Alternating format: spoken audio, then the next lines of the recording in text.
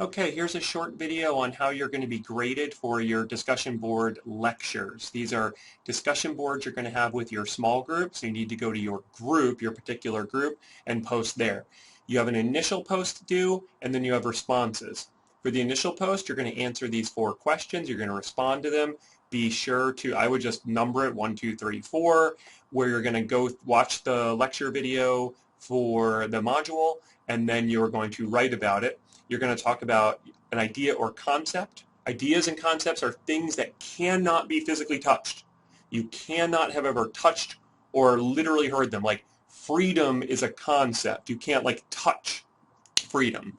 Then your responses, you're going to respond to these 2 of your colleagues, and you're going to locate a primary source from the chapters in Major Problems. If you go to Major Problems, there are sections that are titled Primary Sources. Do not use any other type of source.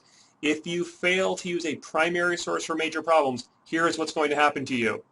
Nona/Grandma is going to do this to you. Are you good brothers?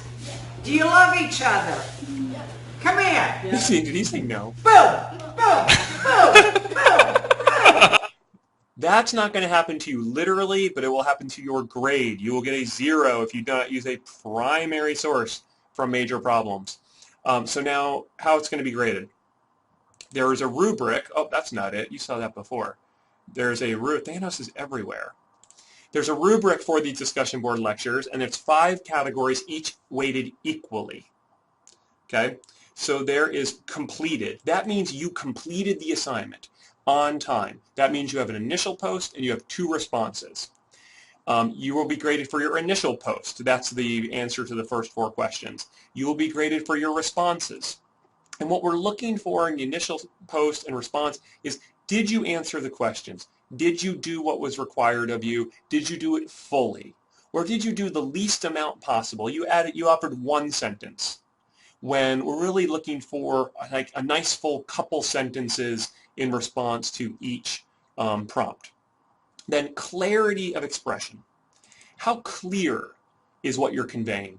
Part of human interaction is to convey materials clearly so people understand what you're talking about. I'm horrible at telling stories because no one ever knows who's the he, she, they, because I'm not very clear with it. So you want to clearly express. And then finally, your use of course materials. How well are you connecting to the videos, Major Problems, course materials, or anything that's within this class? If you have any questions about how these discussion boards will be graded, guess who you should contact? Not this lady.